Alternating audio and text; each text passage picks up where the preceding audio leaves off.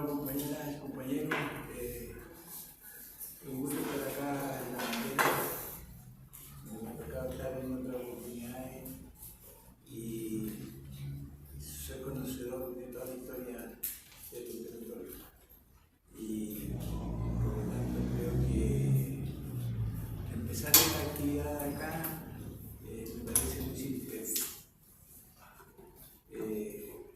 El libro que presentamos hoy día es un libro que relata, digamos, la vida de Miguel, y si bien Miguel y Elmir no son lo mismo,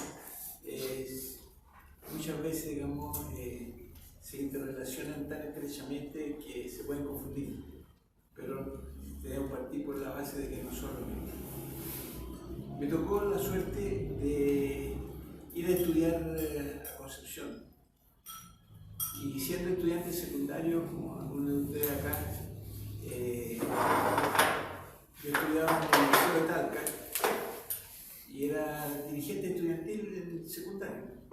Hicimos un encuentro nacional de estudiantes secundarios y tuve ahí la suerte de que a mi casa llegara nada menos que Bautista Fanchowen. Y ahí conocí a Bautista. Él en esa época era socialista, yo no era nada, era realmente un ignorante absoluto de lo que era la política, y para mí en ese periodo la pelea era con los ricos y con los beatos. Esa era mi pelea, con el colegio privado que existía en Talca, que era el Liceo Blanco Encalada, y el otro el liceo público, donde estábamos los más proletas. Entonces era la pelea entre el liceo público y el liceo privado. Hasta ahí llegaba mi conocimiento, que se creció un poquito con las clases de historia de un profesor que era bastante bueno, pero que no se atrevía a llegar más allá, sino que solamente llegó hasta la Revolución Inglesa, hasta el desarrollo de las fuerzas productivas, hasta el inicio del capitalismo. Pero no nos contó más que eso, y hasta ahí llegaba la historia y los conocimientos que en esa época uno aprendía por el colegio. Era realmente aberrante. Entonces, bueno, ahí conocí a Bautista, y Bautista fue el primero que me remeció así y me hizo ver que lo infantil que yo era, y que era necesario entrar a prepararse. Y en esa época ya era de la Juventud Socialista. Y entonces me contó de que había otro proyecto y me hizo ver de que lo que había que levantar, digamos, era muy importante el triunfo de la Revolución Cubana que recién se había producido. Así fue entonces que cuando llego a Concepción a estudiar medicina, con el primero que me encuentro es con Bautista, que ya él estaba en segundo año y yo llegaba en primer año, y yo estaba sacando, en ese minuto habían mimeógrafos que se sacaban las copias de los apuntes de colegio y todo, y me dice: oye, ¿para qué se perdía el tiempo sacando apuntes de estudio? Me dicen: nosotros necesitamos que nos ayuden a sacar otras cosas en los mimeógrafos. ¿Por qué no venía a una reunión conmigo y me invitan a una reunión de la Juventud Socialista? Y ahí conozco a Miguel, que también era parte de la Juventud Socialista, y bueno, ahí tenían un grupo. El Miguel y el Bauchi eran yo creo que más hermanos que Miguel con Edgardo, porque con Edgardo, con Marco Antonio había una relación como de respeto a Miguel a los hermanos mayores. En cambio con el Bauchi era su hermana, eran los peluces que andaban juntos, digamos. El Bauchi pololeó con la hermana de Miguel, después se casó con la hermana de Miguel, creo, pero eran juntas.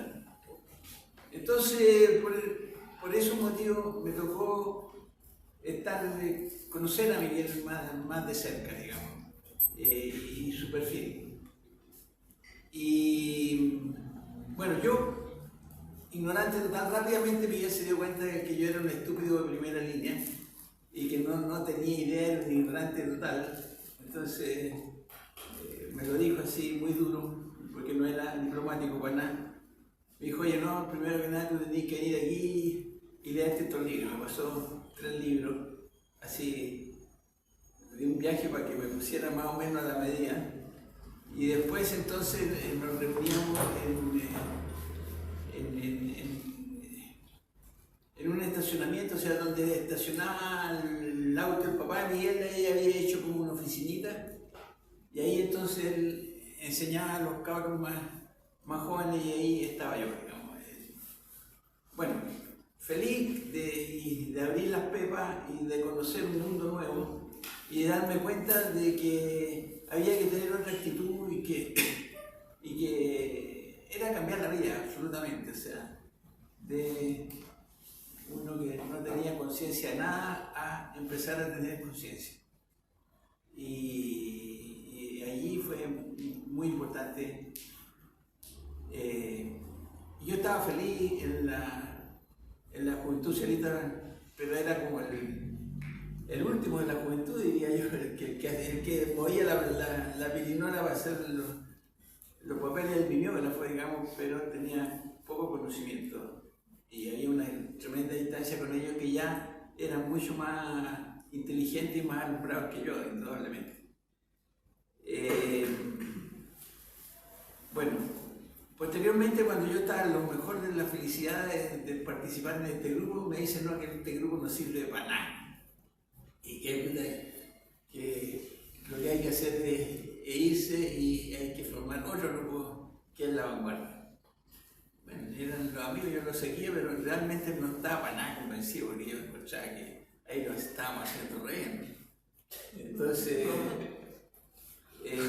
pero bueno, sí, tampoco los podía traicionar, así que con eso murió mi padre y yo tuve que viajar a Santiago y trasladarme, o sea, dejar los estudios y venir a Santiago acá a trabajar y a ver cómo, digamos, podía seguir los estudios acá en Santiago, y me desvinculé con ellos.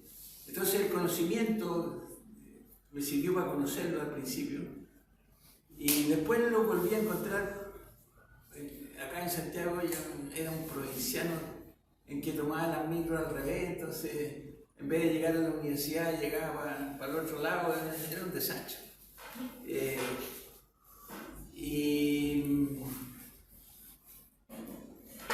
Y acá entonces, bueno, yo supe de que después ellos forman la vanguardia, que yo estuve en los principios, pero no participé activamente ahí.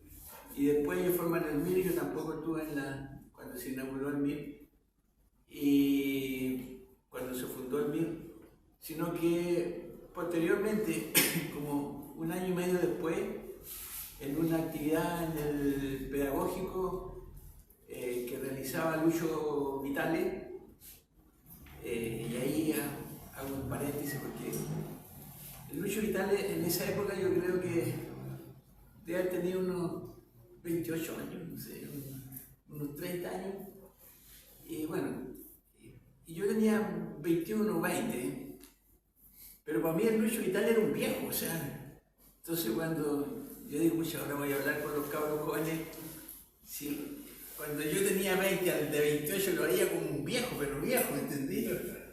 Yo ahora veo cómo me dan ustedes, digamos, es 100 veces mayor, digamos, que en esa época. Viejo, digamos. Pero el Lucho Vitale estaba ahí y en esa actividad se me acerca una compañera, una morena, y me dice, ¿tú eres el patrocinio? Ah, me dice, no, porque resulta que el voucher me dice que tenía que ubicarte, porque andáis perdido hace como 3 años, y que tenía que ubicarte, y yo soy la luz de Videla. Entonces ya, porque yo había entrado en la escuela de medicina aquí a militar en una unidad que está en manos de los trotskistas. Los trotskistas, bueno, yo soy mal hablado, pero eran como los evangélicos, así entendí, párrafo no sé cuánto, en la página tanto, y el que no se sabía eso, pues ya te miraban feo, ya, o sea, no sabía la cosa. Pero cuando uno le decía, bueno, pero ¿cuándo vamos a ir a tirar un papelito? ¿Cuándo vamos a ir a hacer una actividad a nivel de la salida de la fábrica o qué sé yo? Siempre había un pero y nunca hacía nada. Era una burocracia pero desesperante. Ese fue para mí, digamos, la experiencia trotskista, digamos. Muy inteligente, muy preparado, pero en la práctica nada. Entonces, bueno, ahí la Lumi me rescata, me saca del grupo de medicina y me dice, Pato, vamos a formar la comisión campesina, una buena loca, la comisión campesina en Santiago, ¿no? Y eso fue el año 67, por ahí estaba recién formándose la comisión campesina. Entonces, y los campesinos eran los de Pudahuel, los que había ahí un profesor de apellido González, que todavía está por ahí. Y con él entonces me enchufan, armamos una unidad y empezamos a militar ahí en Pudahuel. La primera unidad era que participé como, así ya orgánicamente como VIP, era la unidad de Pudahuel. Y bueno, ahí la primera tarea que nos dieron fue cuando se inauguró el aeropuerto de Pudahuel, que venían los reyes de Inglaterra de visita acá a Chile. Entonces nos dieron la tarea a esta unidad de pintar desde el aeropuerto hasta Santiago todo el camino bueno, estuvimos toda la noche ahí haciendo los rayados y felices terminamos porque habíamos rayado todo y después cuando fuimos a las 10 de la mañana a mirar qué es lo que había, no había nada, güey. Quedaba uno que otro rayado por ahí que se había logrado escapar porque había pasado detrás de nosotros, había pasado, digamos, un equipo que había pintado todo y tenía todo impecable. Y en esa época no existían los celulares, nada, así que era creer en nosotros, ¿no? Afortunadamente, entre comillas, afortunadamente, dos de nuestros compañeros que estaban ahí cayeron presos, así que eso fue un testigo de que habíamos hecho algo en la noche, porque si no, no nos habría creído nadie. Bueno, cuento esto para ver cómo pudimos empezar, digamos, una larga historia que tiene indudablemente muchas anécdotas.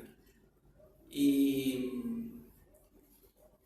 realmente Miguel, o sea, cuando me encuentro con Miguel y después yo fui compañero de curso de Luciano, así, yo era Cid, él era Cruz, así que éramos no solamente compañeros de curso, sino que éramos compañeros de los grupos chicos que había en los laboratorios, en anatomía, en todas las cuestiones, y vivíamos juntos ahí en la cabaña, yo estaba en el local universitario, así que era muy estrecho.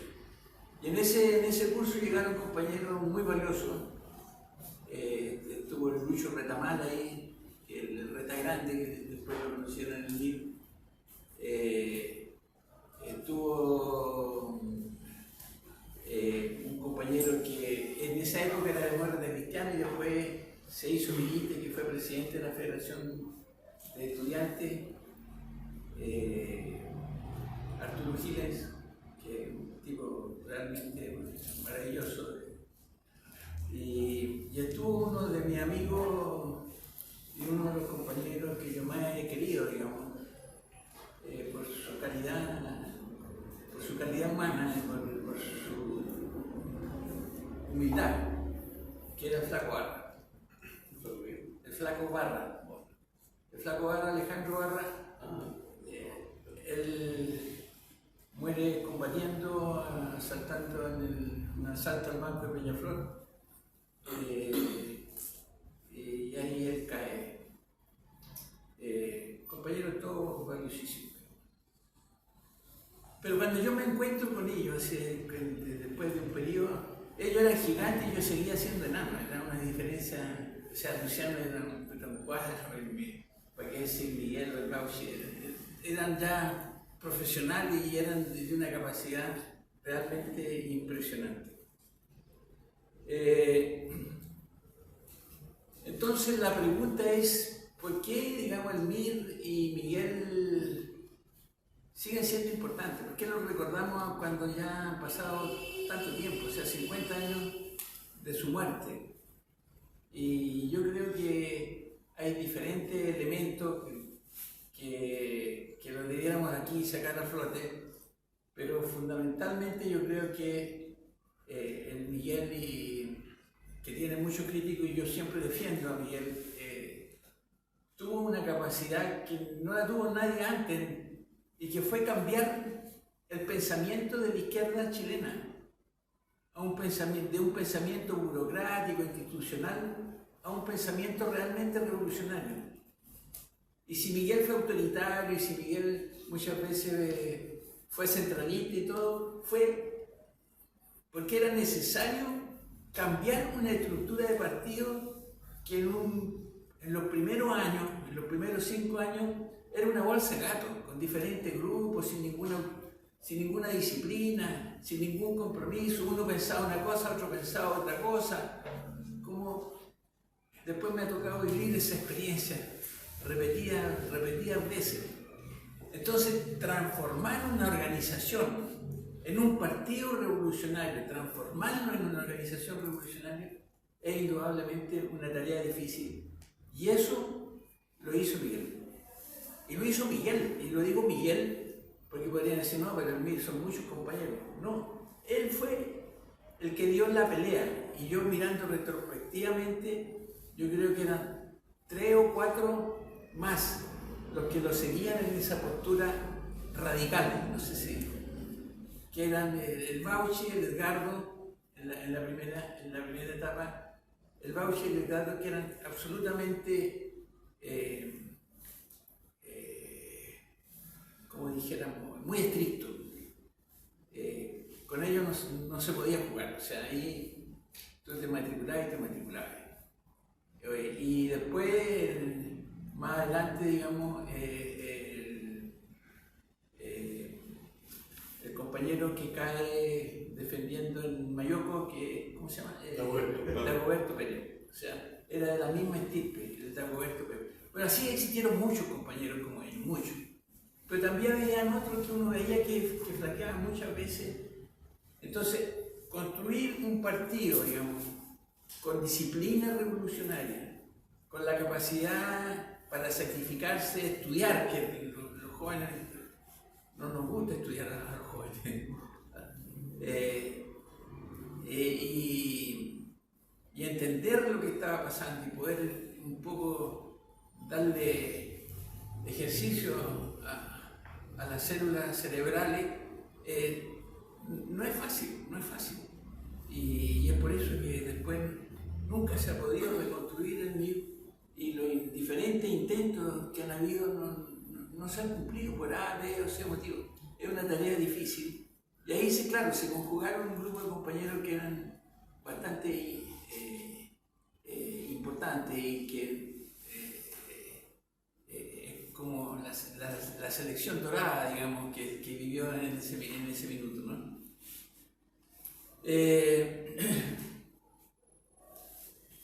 Bueno, en ese contexto, el Miguel, digamos, destaca por eso, el cambio, destaca por la construcción del partido, destaca por no solamente romper con la izquierda chilena burocrática, sino que también rompe, y eso no se ha dicho muchas veces porque era difícil por la relación fundamentalmente con los cubanos, pero Miguel desde un comienzo rompe con la izquierda estalinista, que era la que estaba a nivel mundial, se manejaba la situación, digamos.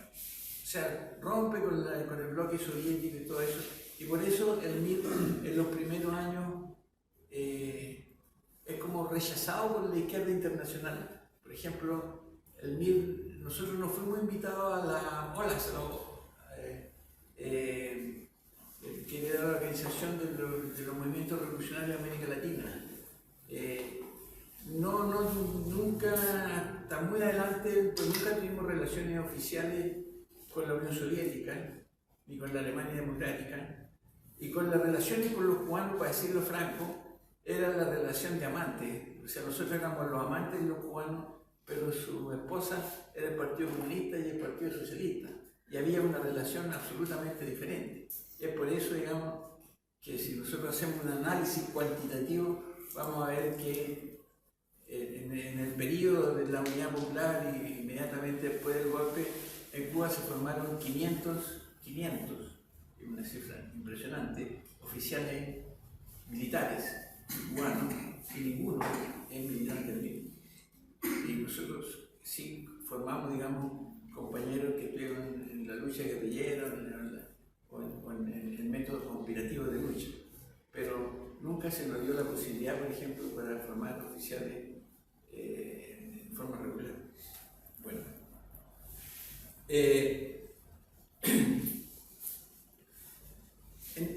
el otro elemento que es importante es que en el concepto clásico era el concepto del proletariado como elemento central, digamos, de la fuerza motriz de la revolución. Y el Miguel y la dirección del MIR también hacen un cambio, digamos, y levantan por primera vez un concepto que no aparece en toda su fuerza, pero que es el concepto de dominante y dominado. Y allí se habla entonces del proletariado, de la clase trabajadora y de los pobres de la ciudad y el campo. Y en los pobres de la ciudad y el campo hay una connotación importante de todo lo que había sido el análisis marxista hasta esa época acerca del rol de las clases sociales y de los sujetos que entran a integrar en un proceso revolucionario y que acá fueron fundamentales.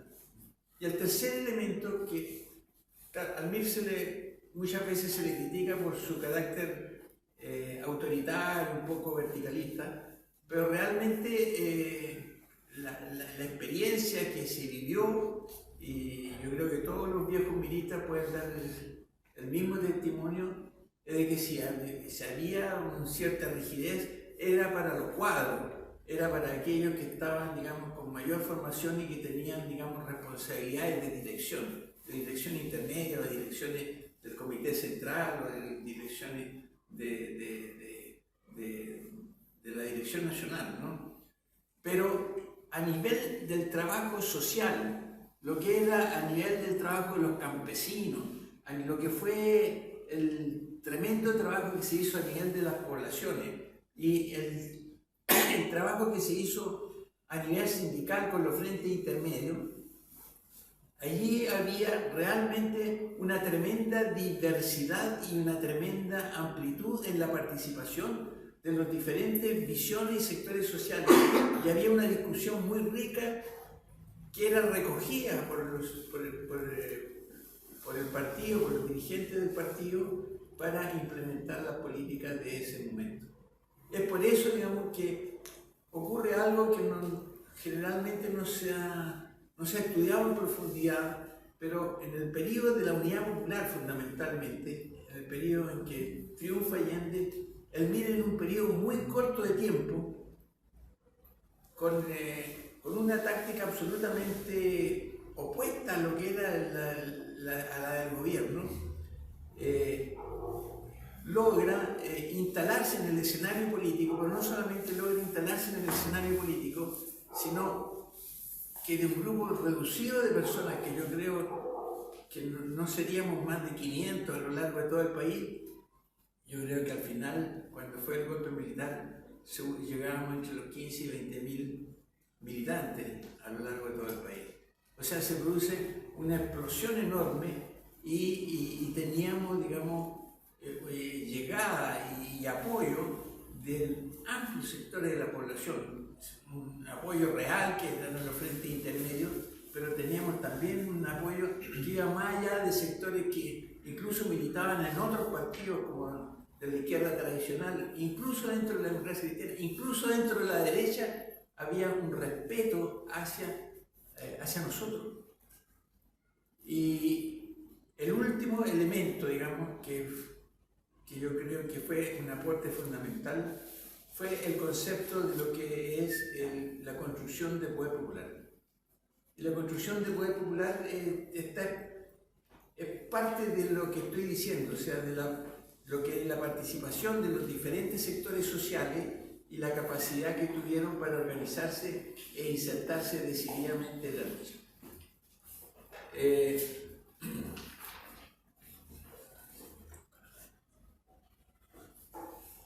Bueno,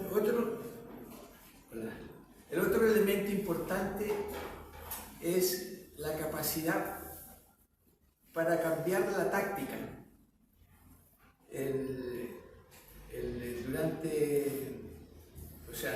Cuando se empieza el periodo inicial del año, una vez que toma la dirección Miguel, antes del año 70, se hace toda una discusión para levantar la propuesta militar, para realmente construir una fuerza político-militar. Y entonces se hace principal hincapié en la necesidad de hacer realmente acciones de propaganda armada en el periodo antes de la elección de Allende. Y ahí estuvieron los asaltos a bancos, pero los asaltos a bancos es lo que más se demostró, lo que más se conoció, porque eran así, salían en los diarios, todo el asunto. Pero la verdad es que todo el partido, todo, de una u otra manera participamos en acciones militares, o sea, pequeñas acciones, ya sea de sabotaje o acciones de recuperación de todo tipo. Y el MIR se nutrió de esas acciones en ese periodo y fue muy importante. Pero pasar de ese periodo al segundo periodo, que era ya en el tiempo de la Unidad Popular, en que se paró la acción directa y pararon las acciones para que no se diera un enfrentamiento entre Almir y Allende, digamos, o que el pueblo tuviera que elegir entre Almir y Allende, sino que tener la capacidad para confluir en un proyecto revolucionario común, pero con mirada absolutamente diferente, con una mirada reformista total y una mirada, digamos, revolucionaria que iba ganando terreno dentro de los sectores de la Unidad Popular. Fue una cosa que fue genial. Cómo se dio la forma en que se plantearon, la forma en que los diferentes estamentos del MIR en ese minuto actuaron. Y eso de alguna manera yo creo que está reflejado acá en el libro, así que yo se lo recomiendo que lo lean porque ahí están las diferentes etapas. A mí me tocó vivir, esto quiero terminar para decir lo que uno, en ese periodo lo que me tocó vivir, yo me fui, el partido me envió, digamos, a iniciar el trabajo campesino, me fui al trabajo sindical, al iniciar el trabajo en la esfera sindical en los mineros del carbón. Y fui de médico de Puranilagüe, y ahí me quedé como médico de Puranilagüe, donde a partir de la visita hicimos una actividad realmente hermosa, en que se construyó a partir de los comités de salud un verdadero poder popular alternativo, digamos, en que confluyeron los diferentes sectores del pueblo y los diferentes sectores políticos del pueblo. De tal manera que el 29 de junio, cuando fue el primer intento de la sonada militar, que ustedes conocen seguramente como el tanquetazo, no sé si han escuchado. Pero cuando se produce el tanquetazo, el Puranilagüe realmente hace una respuesta masiva. O sea, a las 5, yo recibo una llamada de la dirección como a las 5 de la mañana y me dicen que va a haber un golpe, que va a haber, que esté atento porque se dice que va a haber un problema. Y nosotros a las 8 de la mañana estábamos con todas las minas del carbón, que eran 2.000 trabajadores en la mina principal de Código Sur. Teníamos la mina totalmente trabajando, haciendo granada. Y ya en una etapa de preparar la defensa para el ataque que venía. Y eso fue así, pero explosivo en todo el pueblo. Eso dio bueno, dio información, digamos, por supuesto, a la clase dominante. Y el día 11 de septiembre, cuando fue el golpe verdadero, primero pasó lo siguiente, o sea, que el tanquetazo que fue. Ahí hay un error en el libro, entre paréntesis, hay un error que dice el año 29 de julio del año 72 y el 29 de junio del año 73, para que lo que compren el libro lo corrijan. Bueno, en ese periodo del 29 de julio al 11 de septiembre, que fueron 3 meses, ¿no?, se produce una represión violenta, o sea, se encarcela a los marinos, se tortura a los marinos, se aprueba la ley de control de armas y se persigue a los dirigentes sindicales. A nosotros nos llegó la represión en el pueblo, de tal manera que para el 11 de septiembre, cuando estábamos de nuevo ante una situación de mayor envergadura ahora, no hubo ninguna respuesta, porque estaba un pueblo golpeado. No hubo ninguna respuesta. Ahí nos juntamos los dirigentes con la Unidad Popular a ver qué se podía hacer, pero no había nada preparado, fue un desastre, ¿me entienden? No había nada.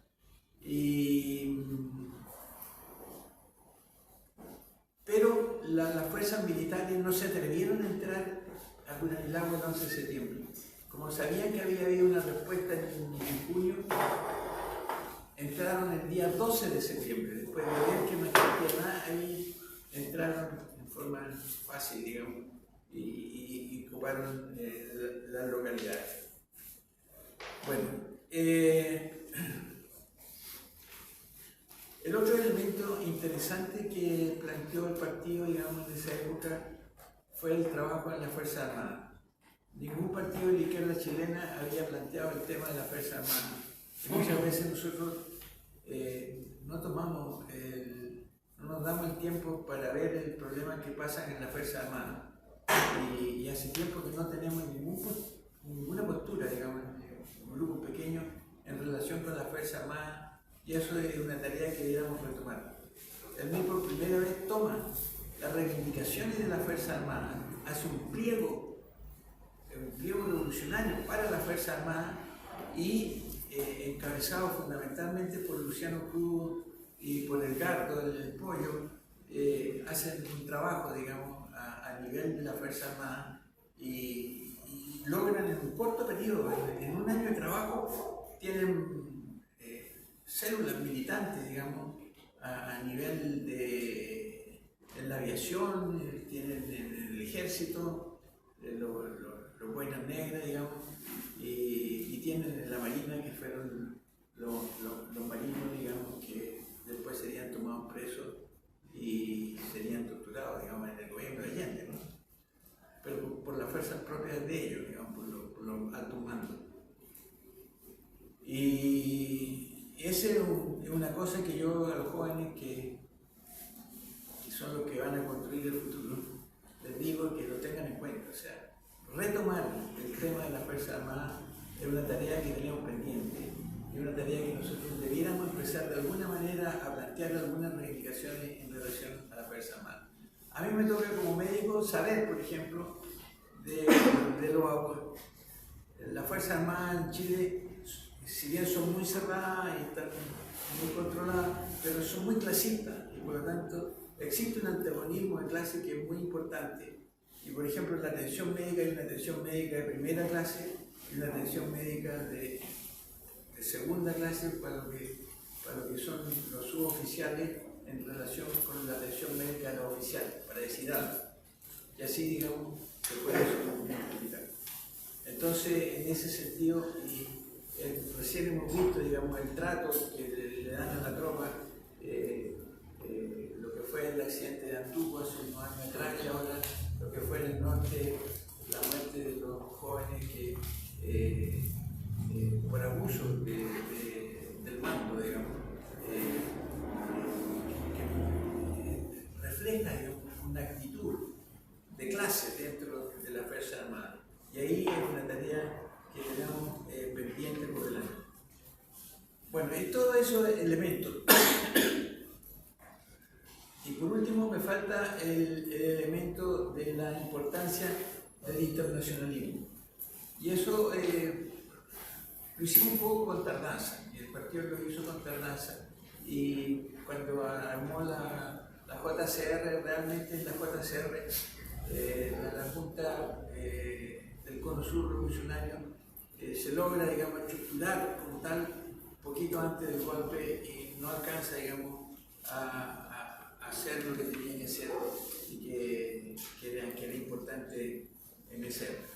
Pero con esos elementos yo creo que son más que suficientes para decir de que existen razones sobradas para que recordemos a Miguel y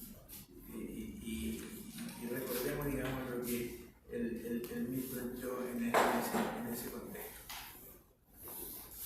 Por último, quiero terminar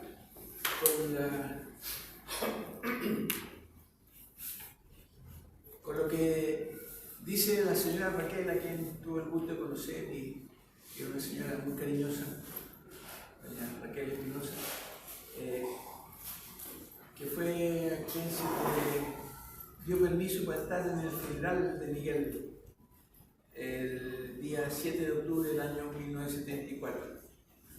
Y doña Raquel dice, y con esto termina el libro y termino yo, aunque el pueblo no pudo estar presente, una mujer representó el sector de miles de ausentes cuando su madre Raquel, en medio del silencio, con voz fuerte y entera, dijo: hijo mío, tú no has muerto, tú sigues vivo y seguirás viviendo para esperanza y felicidad de todos los pobres del mundo.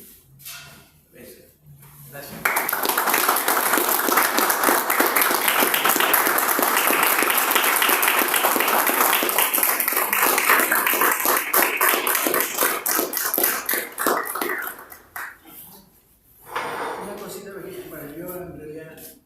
Por otro lado, pero había escrito, pero creí que era muy latoso leerlo. Entonces, después, si a alguien le interesa, yo se lo puedo enviar por correo.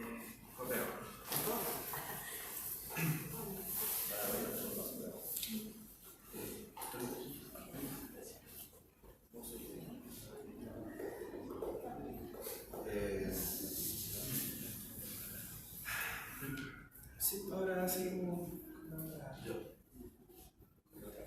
Sí. Bueno, aquí estamos un poquito tiempo, ¿no? Miren, en primer lugar, el libro este que se publica ahora por Editorial La Bajarilla, El esfuerzo de los compañeros, ¿verdad? Bueno, su autor, el Pedro Orange, en Suecia, está afectado y si nos llega a escuchar, bueno, un tremendo saludo. Su texto, su biografía, sus compilaciones. Él es el creador del Archivo Chile, del CEME, el Centro de Estudios de Miguel Enrique, y ha hecho un gran esfuerzo de compilación de los documentos históricos que están al servicio de, claro, lo explotan mucho los investigadores, como decía, que vienen a estudiar, pero también es un patrimonio de las luchas populares, porque el estudio de nuestra parte, como militante, en fin, es nunca tratar de descubrir la pólvora de nuevo. La pólvora ya fue construida, ya fue descubierta, igual que la rueda, y por lo tanto hay que partir de esa experiencia. Las luchas populares son el principal patrimonio, además de la vida de los militantes, hombres y mujeres, que tienen los pueblos, ¿no? Entonces yo diría un saludo también al Pedro Nara. Y lo otro, por supuesto, bueno, estamos en un momento difícil, duro. El desalojo de la 17 de mayo creo que es una expresión muy violenta, bueno, de cómo el capitalismo y cómo Sacurbanquis, como los que nos gobiernan, en fin, se prestan para desarrollar algo así como un gobierno antipopular y avanzar en un estado policial claramente en toda su dirección. Entonces estamos enfrentando un momento que es difícil y al cual yo creo que no podríamos eludirlo para tratar de relacionarlo con lo que fue el mundo. Yo al respecto quisiera decir, tengo fundamentalmente diría dos ideas principales que me gustaría compartir. Uno, si uno toma el texto y toma la historia del mismo, haciendo esta distinción entre Miguel y el Mir, que el mismo Pedro Naranjo la menciona y también lo menciona el Pato acá, uno podría decir, salvaguardando esas diferencias, de que el Mir es voy a utilizar una palabra que un compañero me la proporcionó, lo podríamos caracterizar como una gran síntesis histórica original.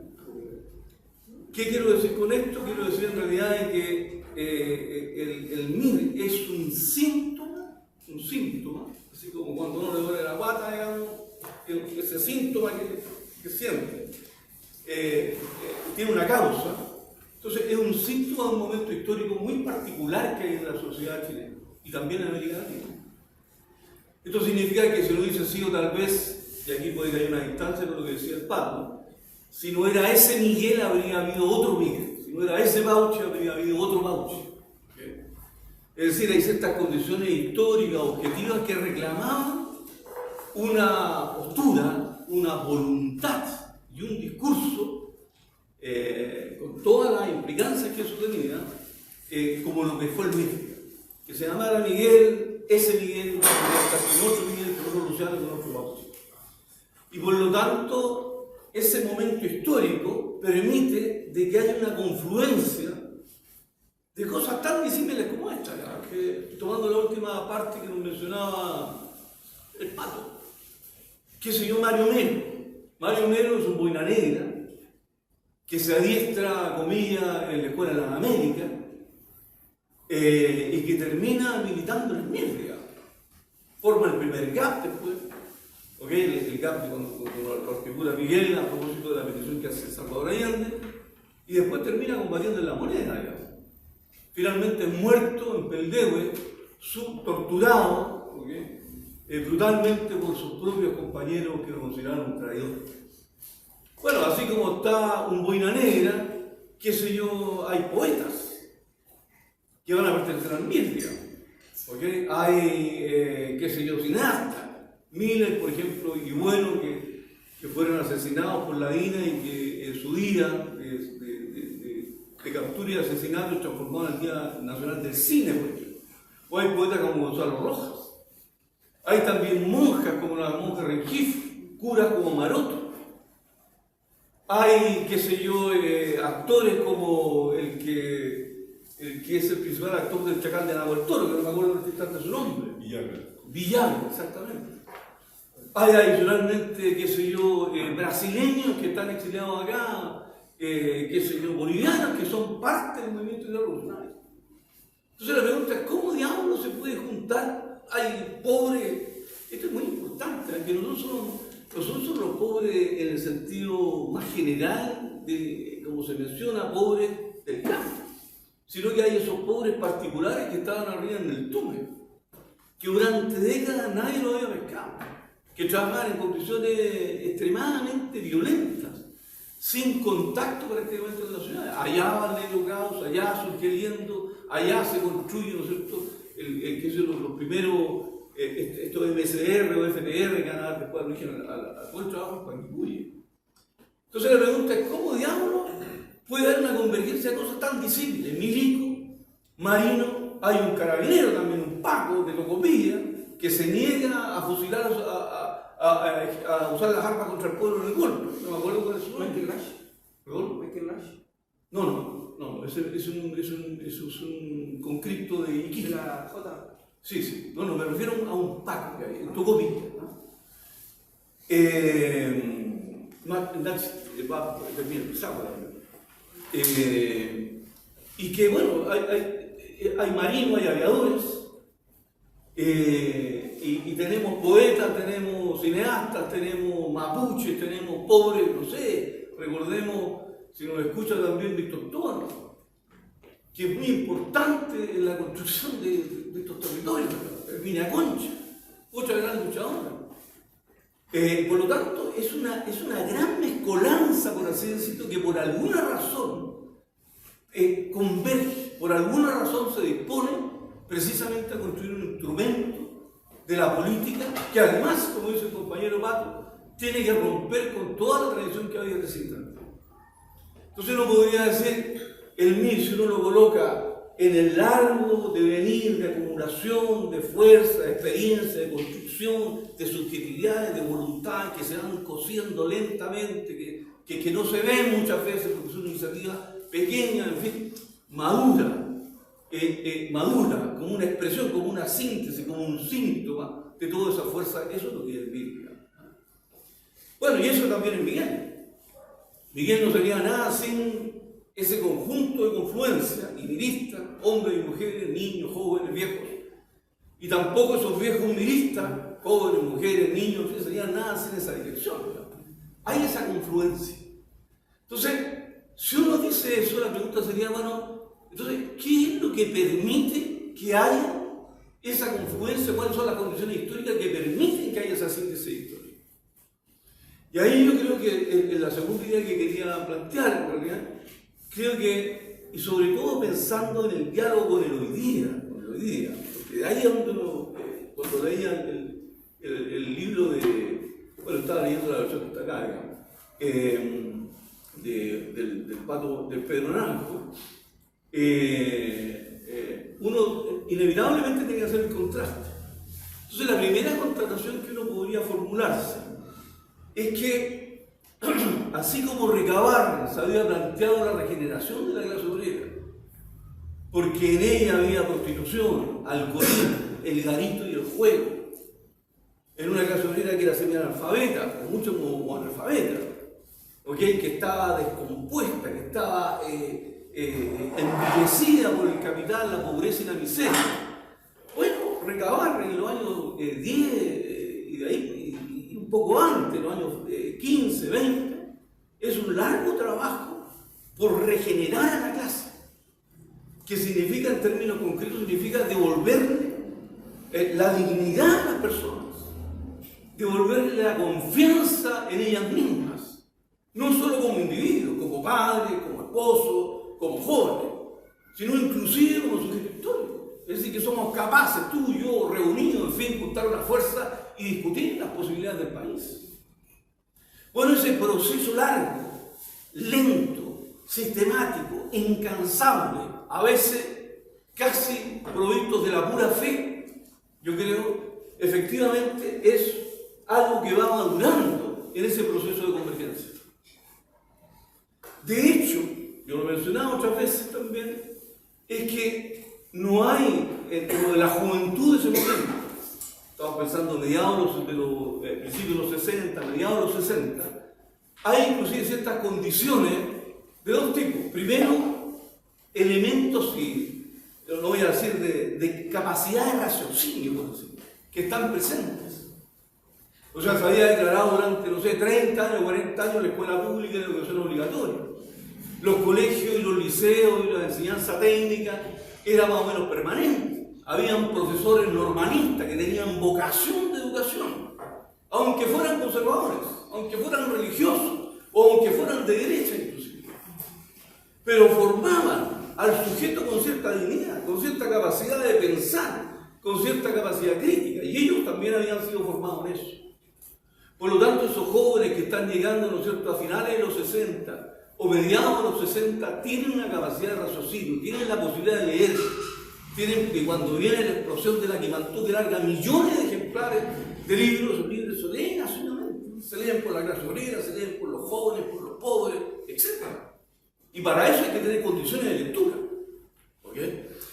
Y adicionalmente, no solo tiene esa capacidad de raciocinio, sino que adicionalmente yo diría tiene una cierta capacidad de empática, de sensibilidad con lo que está pasando con los otros. ¿Ok? La pobreza del otro se siente como propia aunque no sea pobre. Se siente la solidaridad. ¿Ok? Se siente efectivamente un vínculo con el resto de los sujetos, en fin, o con mis semejantes, por así decirlo. Hay un espíritu comunitario, sea el amparo de la iglesia, sea el amparo de los Boy Scouts, sea el amparo, ¿no es cierto?, de la forma organizativa de los colegios y liceos, la escuela, sea el amparo de un profesor, etc. Por lo tanto, fíjense ustedes que estamos llegando a mediados de los 60, principios de los 60, con una juventud, con una clase trabajadora, un movimiento, los sectores populares por lo menos con dos características importantes: la capacidad de raciocinio y de pensar, más o menos distribuida y más o menos extendida, y por otro lado una sensibilidad, una cierta ética para ver el mundo. Digo esto porque tal vez, si uno trata de analizar la situación actual, tanto de los jóvenes, de los pobres, en fin, de los ciudadanos, de la gente que vive en este país, encontraría déficit como capacidad de interpretar lo que se lee, poca capacidad de lectura y comprensión, poca sensibilidad con lo que le pasa al otro, hiperindividualismo, en fin. Por lo tanto, uno lo que podría decir en realidad es que si yo puedo razonar y tengo sensibilidad, el paso que viene a continuación es que algo hay que hacer. Si yo no puedo razonar o no tengo sensibilidad, es muy difícil que pueda dar el siguiente paso de decir algo hay que hacer. Porque en realidad no tengo idea de lo que pasa en Gaza, no tengo idea de lo que pasa en Ucrania, no tengo idea de lo que está pasando en África, no tengo ninguna empatía con lo que está pasando el 17 de mayo. En realidad nunca supe que habían desalojado. O como dice, ¿no es cierto?, el alcalde, seguramente habían narcotraficantes, habían matado a una gente, en fin, son todos delincuentes. Entonces el distanciamiento subjetivo, emotivo, emocional que hay con toda esa realidad es muy fuerte hoy día. Bueno, esos elementos, creo yo, a mediados de los 60, en fin, que cuando yo empiezo a tener experiencia directamente, claramente no estaba. Y por lo tanto era posible, si es que había un catalizador, si es que había algo que sucediera en la sociedad, que se dijera, algo hay que hacer, esto es lo que hay que hacer, hay que poner en cuerpo, y surge la idea de la militancia. Entonces, cuando se dice una síntesis histórica y que convergen todos elementos, estos diversos elementos, creo que hay que pensar de que había un sujeto que se había ido constituyendo en un largo proceso de construcción, de lucha, de batalla, de enseñanza, fuera, para la derecha, para la izquierda, para el centro, para el reformismo o para la cultura revolucionaria. Por lo tanto, la disputa ideológica se hacía precisamente para que la gente, esa sensibilidad, no fuera solo paternalista, sino que se dispusiera a militar. Y que no solo militara, ¿no es cierto?, pensando que el gobierno y el parlamento y con un nuevo gobierno vamos a solucionar las cosas, sino para que adicionalmente construyera el poder popular y plantear el problema de la revolución. Pero la lucha ideológica es posible cuando se dan esas condiciones. Si no se dan esas condiciones, la lucha ideológica queda rebotando en el vacío, por decirlo. Por lo tanto, esta síntesis histórica original solo es posible, además de condiciones históricas, si efectivamente hay un sujeto, llamémoslo así, semi-preparado, factible, susceptible de ser convocado a una lucha y a unos niveles de conciencia superiores.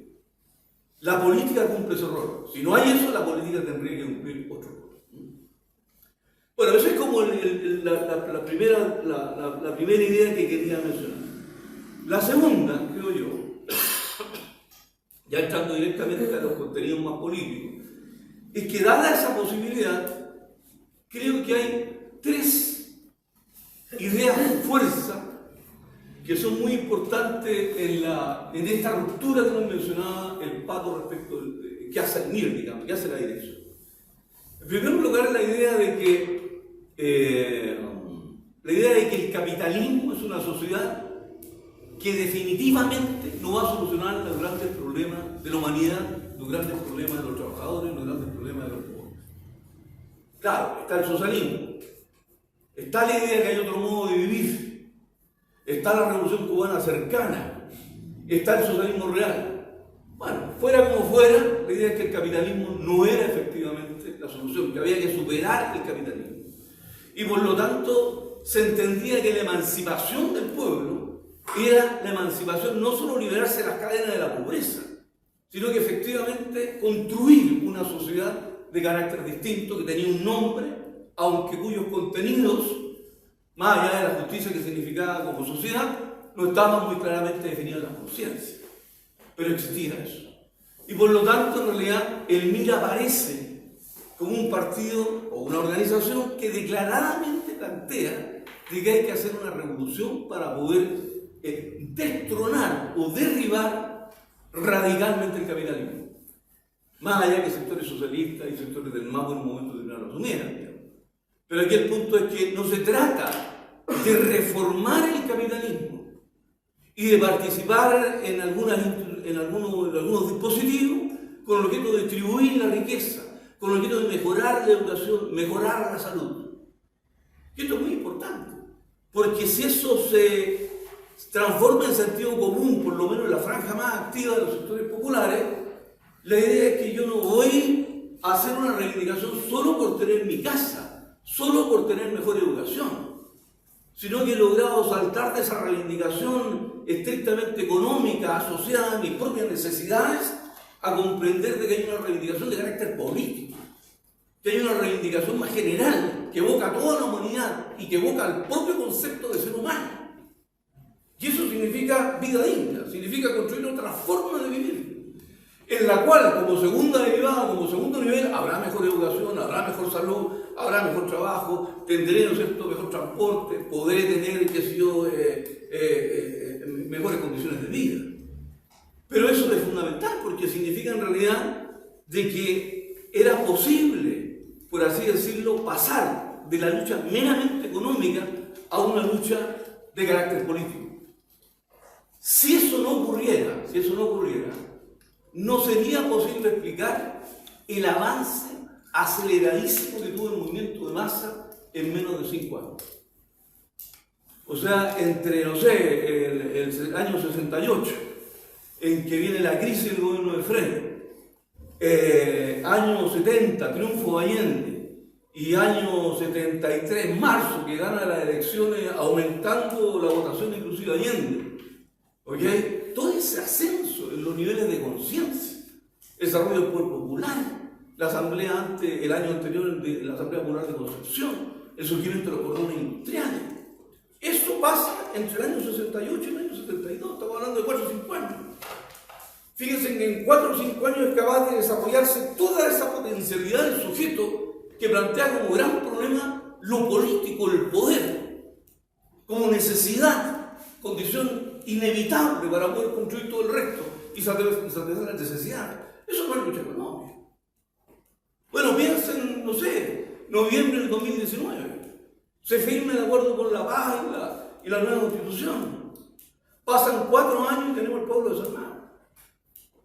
O sea, hay procesos históricos muy rápidos en los cuales cierto malestar, cierto estallido, cierta crisis puede desatar un salto de conciencia que politice y constituya a los sujetos como sujetos políticos, o hay otros momentos, en realidad más allá de la iniciativa del enemigo, que efectivamente tiene bases frágiles para que ese proceso ocurra. Y por lo tanto las fuerzas relativas del enemigo precisamente pueden terminar achatando ese proceso. ¿Okay? Bueno, primer punto entonces, yo creo que esa idea de que el pueblo, o por lo menos las franjas más avanzadas, están politizadas, que significa en el fondo que entienden el problema del poder como una necesidad para poder construir un modo de vida que satisfaga aquellas demandas económicas por las cuales se fueron constituyendo en este largo proceso de luchas. Ese es un elemento clave que creo está catalizado, entre otras cosas, por la forma en que el MIR se mete a la política y sobre todo por ese fuego lento, ¿okay?, en el cual se va construyendo el sujeto.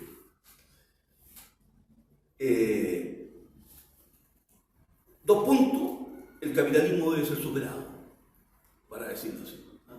Eso que está ahí tiene un contenido y una sensibilidad y una emocionalidad muy distinta a la que podría tener hoy día. Yo digo eso, hoy día nadie me entiende.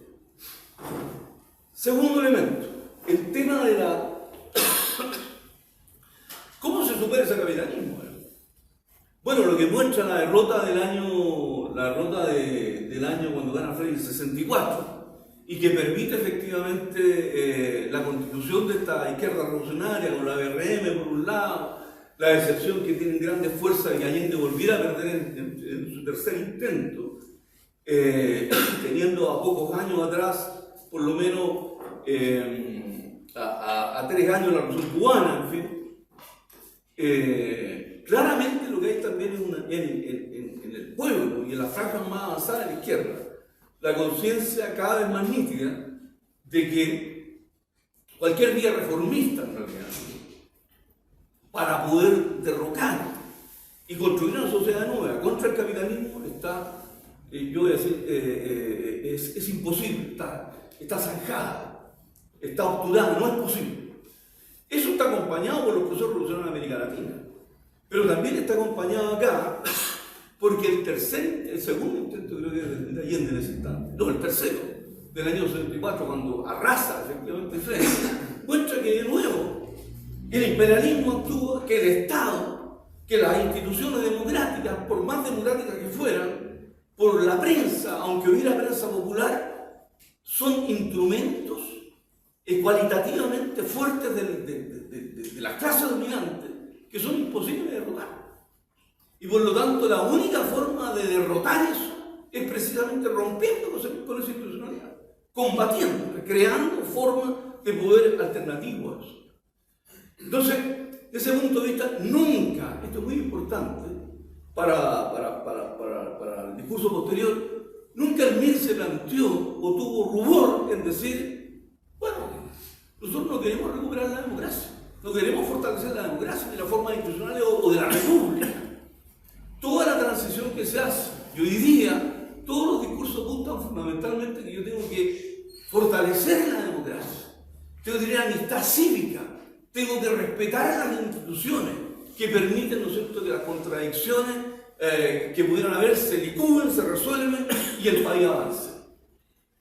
Inclusive, y aquí está el tercer punto, se planteaba que la violencia, fíjense, en este discurso de la transición y este discurso del reformismo, se plantea que la violencia solo tiene sentido si que hay un gobierno que tiene el carácter dictatorial y que niega las formas democráticas. Entonces, en la cabeza de la dirección del PC, por ejemplo, aparece el problema de la violencia de masa, la sublevación popular o lo que fuera, solo justificada y al amparo de que hay un gobierno dictatorial que impide la democracia, que impide que funcione la república democrática, que haya elección, voto informado, voto secreto, que haya, en fin, división de poderes. Por lo tanto, la violencia aparece como un dispositivo restaurador de la forma institucional que tiene el capitalismo cuando logra gobernar por hegemonía.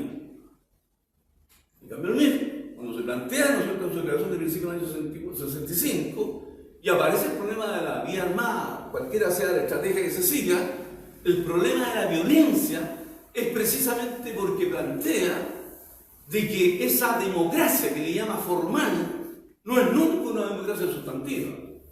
Porque yo podré votar igual que usted y mi voto vale lo mismo que el suyo. Pero cuando yo llego a la fábrica a trabajar a su fábrica, ya la diferencia entre usted y yo cambió. Entonces, que en la esfera de la circulación de la República mi voto valga lo suyo y que el voto de Lucy vale lo mismo que el mío, pero cuando voy a trabajar en la empresa de Lucy manda. Dígame usted qué hay que hacer. ¿Para qué vamos a utilizar el talento productivo que tenemos? ¿En qué vamos a gastar las horas de vida que tenemos? ¿Para qué se va a utilizar la vida de los trabajadores? Se acabó la democracia. Por lo tanto, había un discurso profundo que el capitalismo tenía una forma formal de democracia que no tenía nada que ver con la democracia sustantiva del pueblo constituido en poder. Esto significa entonces que cuando el MIR plantea el problema de la violencia revolucionaria es precisamente porque desconoce ningún estatuto de legitimidad a esas formas democráticas o a esas formas de la república. Esto significa en consecuencia que, comillas, cuando se firma el acuerdo del 19 de octubre por la nueva constitución, por la paz y la nueva democracia, bueno, hay un discurso mentiroso, digamos, por lo menos para un sector que se la cree. ¿Cuál es? Que efectivamente la nueva constitución se haría bajo formas democráticas y lo que haría sería simplemente colocarle democracia a ese mismo capitalismo. Por lo tanto, la capitulación histórica entre el 65 y el año 2021, 22, 23 es muy grande ese punto de vista. Entonces diría yo, Uno podría, con esto termino y resumo, uno podría imaginarse al MIR como una gran síntesis histórica en la cual converge esta gran diversidad de pueblos. El sujeto es fundamentalmente el pueblo, no es solo el proletariado o el concepto proletariado, es mucho más amplio que esa clase obrera típica. En segundo lugar, que esa síntesis histórica original solo es posible que ocurra cuando hay ciertas condiciones cosidas lentamente e históricamente en el tiempo que dan las posibilidades que el sujeto pueda razonar políticamente y transformar la demanda económica en demanda política y pueda, ¿no es cierto?, tener una sensibilidad que plantee que su lucha no es solo por su interés individual, sino que mancomuna su sensibilidad, su emocionalidad, su razón con los demás, con los otros. Y por lo tanto es posible construir la categoría pueblo como un identificador. Los pobres del campo de la ciudad como identificador. No es solo una cuestión individual. Y tercero, que las grandes ideas matrices creo que hay en la cuestión más bien programática, por así decirlo, es superación del capitalismo, que creo que suena fácil, digamos, pero que creo que es muy importante profundizar. En segundo lugar, no es posible ninguna posibilidad de utilizar las propias herramientas democráticas o republicanas del capitalismo para transformarlo, porque es una cuestión estrictamente formal. Y tercero, eso justifica lo que podríamos llamar la violencia de masa desde la autodefensa hacia los procesos de revolución. Yo me quedaría ahí entonces en esta discusión.